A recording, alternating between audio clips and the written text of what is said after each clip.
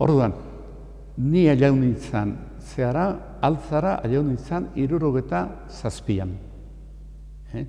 Eta 74an Frantzira destinaua izan nintzen. Eta handik 3 urtera, nola Robertoan parroko bezala gelditu zen da alde egin zuen, ni etorri nintzen berriro, eta justo Robertok erosi zuen gaurko egunez parrokia dan tokia, eta ni etorri nintzen toki hori parroki bihurtzeko. Orduan, erosketa ez zan nerea. Lekua, ni beti izan da, lekua ez dela egokiena, baina momentu hortan diru aldetik eta ez ginen hain ondo ibiltzen da, hori aukeratu zen da. Hori nola sortu zen leku hori? Arriberri 13 usto da, 13. numero daukala. Hori egin zuenak, hor zulo bat egin zuen trampaz.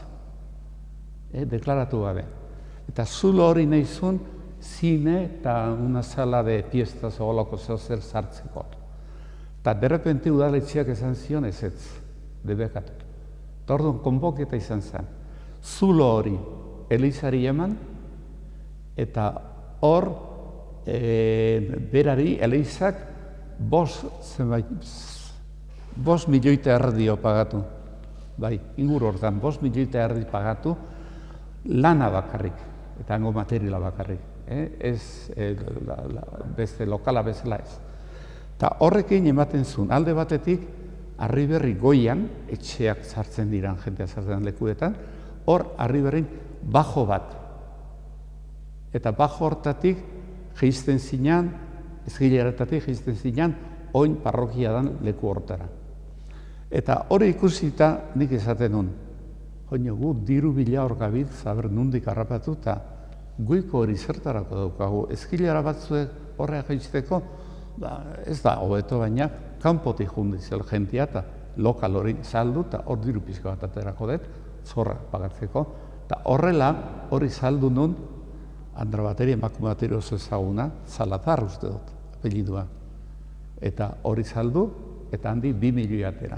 Eta 2 milioiekin, eta gero beste diru batzuekin. Diru horiek askotan nondik ateratzen genuen, pentsau, ni behin baten, igande baten, larun bat eta igandean, 14 bat zermoi botan itun, segidu. Eta gainera nire horri pila bat zabaldu. Esplikatuz numu bizi ginen, da ze beharrak geneukan, eta 1,5 milioi jaso nun. Ordurako diru asko zen. Eta hori atera nun, zea pagatzeko. Akordatzen naiz, behin baten, ja hori aspalditxo pagatuta dana, behin baten gazteak etorri ziranan plazan esanez, hori gurasoen diruakin erosi duzute eta hori gurea da, hori guretza da. Eta nik esan nien parkatu, baina ez da zuena eta zuen gurasoen ara ez. Nik ez dut eskatu dirua niretzat, eta ez dut eskatu dirua horrekin nahi duten egiteko, baizikan nik diru eskatu dut Elizako kontuak egiteko eta gauzak egiteko. Nik hortan gaztaude dirua, orduan parkatu baina ni tramparik ez dut egin da, horrek ez dugu bultarik. Nik ez diot inori eskatu trampaz dirua. Nire eman didate hortarako, hortan bete nire egin beharra eta